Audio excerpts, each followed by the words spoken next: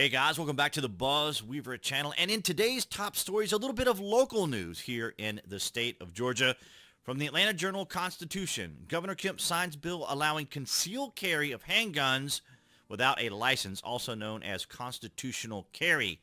Most Georgians will now be allowed to carry concealed handguns without first getting a license from the state.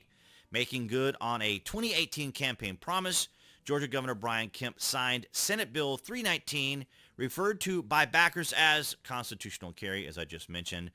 The state's bill allows a lawful weapons carrier to carry a concealed handgun everywhere license holders currently are allowed, meaning guns would still be prohibited in places such as secure areas of airports, government buildings that have security at the entrance, including the state capitol. A lawful weapon carrier is defined as anyone who is now lawfully allowed to have a gun. Now, it's important to note here that you still want to check with your city, county, and state laws anytime you are planning on making a purchase of a firearm. You want to get as much information, research as much as you can, so that you are lawful in the carry of your weapon, which is why they call people who carry their handguns lawfully law-abiding citizens.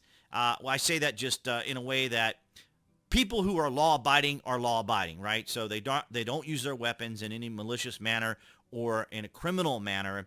And this is why in my opinion, if you're a lawful citizen and you're law-abiding, then it doesn't really matter what weapon you have. If you're law-abiding, then you're not going to use a weapon in a criminal to commit crime. I'm not saying every single person. I mean, the percentages of someone, a lawful gun carrier, using their firearm in an actual crime is incredibly and extraordinarily astronomically low. So I just want to go on to say here, people who have been convicted of a felony or are facing felony charges, have been treated for mental health or substance abuse issues within the past 5 years, or have been involuntarily committed to a mental health hospital would still be prohibited from purchasing and possessing handguns. So there are stipulations to this, and I wanted to make sure that I did read this section of it, or this part of it, because I know that individuals might come out and say, well, this will facilitate individuals with particular issues, anger issues, this issues, that issues, whatever. Again, I'm going to say that lawful individuals who carry their firearm lawfully are not going to be a concern. Of course, as I make this video, there's the incident that happened in New York. I can't go into any details of that. It would have to be a separate video because YouTube does not allow us to utilize that type of information for us to, earn revenue and so forth. So I would have to make a separate video and then mark it as probably indicate that it's not monetized and so forth. But that's a different story. So for years, gun right activists have pushed to rid the state of its licensing process.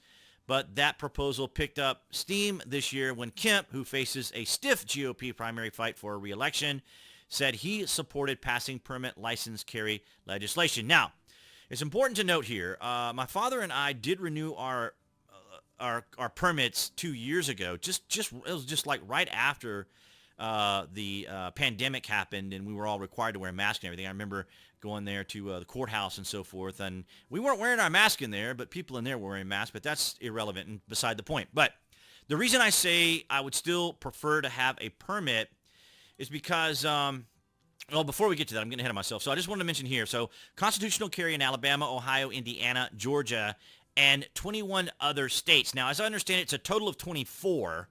So we see here, Alabama, Ohio, Indiana, Georgia have passed constitutional carry or permitless carry laws, making them the 22nd, 23rd, 24th, and 25th. Now, it says up to 25 states now, but when I look at the list, I don't see Georgia on here. I see Alabama, I see Ohio, and what was the other state? And Indiana. So they're listed here. So Georgia is the 25th then, right? So yeah, the 25th. So 25 states, although here it's not been updated.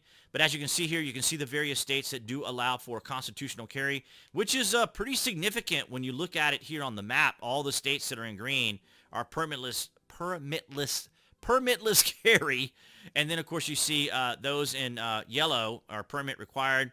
And then up there in North Dakota, I guess it would be orange. That would be permitless carry for residents only. Now, it's important to note here, as anyone who is a law-abiding citizen and carries a firearm concealed, or even open. It's always important to always check state laws, your local laws, and these things. But the reason I said I would prefer to have a permit is because other states do allow for reciprocity. So as you can see here, I selected Georgia, which is my state, and I would be able to go with my license, concealed carry, to Alabama, Mississippi, Arizona, and North Carolina. There would be some restrictions in South Carolina, and these are things that I would have to look up for myself. Now, I did pull up South Carolina to see what would be involved in it. It says here, is open carry permitted in South Carolina? Yes. Based on the governor's signing of their House Bill 3094, open carry is legal for residents with a South Carolina concealed weapons permit and for non-residents with a license permit from a state that South Carolina honors. So these would be things that you would have to research and look into. And this is why I say law-abiding citizens who carry their firearms typically do the basic research. Now, I'm just showing you the basic research here because of time constraints and that sort of thing. But I'm just showing you, like, these are the things that you would need to do for yourself. And I would actually contact someone in South Carolina before I would even consider carrying there, even though it is open carry. So say, for example, if I was going to go visit family in North Carolina, I would have to go through South Carolina, and if I were to carry my firearm, then that means that I would have to put it out in the open so that it would be considered open carry. But this would be something I would definitely contact legislators or officials or government there in South Carolina and say, hey, I'm passing through your state with my firearm. What would I need to do? I know probably law-abiding individuals who conceal carry or open carry would say, I would not do this, that, and the other. I don't have the time or the luxury to just depend on someone else's opinion about what could potentially happen, nor would I have the resources or the time to go to court to fight something like that. So I would, in my own opinion, I would still contact South Carolina to get the absolute clarification on what I would and would not be able to do. And just on a side note, I just wanted to bring this in because I thought it was kind of interesting considering we're talking about the governor of governor of Georgia. Abrams now says she's worth $3.17 million, according to the state disclosure files in March. That's compared with her net worth of $109,000 when she first ran 4 years ago. So there you have it.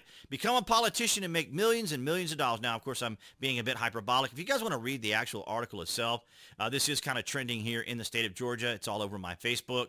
That how could an individual who was she was an attorney at one time, so it makes sense that she was making around $109,000, and her sister is a judge also here in the state of Georgia. But I just found it interesting that she went from $109,000 to $3.17 million. Now, I'm not saying anything's nefarious about it. I'm just saying that it's interesting because we also know, like, Nancy Pelosi invested in electric cars, and suddenly there was a spike in shares and so forth in electric cars. So imagine that. But nonetheless, guys, here in the state of Georgia, the governor has signed the bill 319, allowing for lawful weapons carries. I want to thank all of you guys for your continued support, all of you guys on Rumble, Odyssey, and BitChute. I appreciate all your guys' support, and of course here on YouTube. And appearing there on the screen, that would be the channel icon to subscribe to the channel. You guys can click on that also to get notifications of when there's content released here. And I will see you guys in the next video.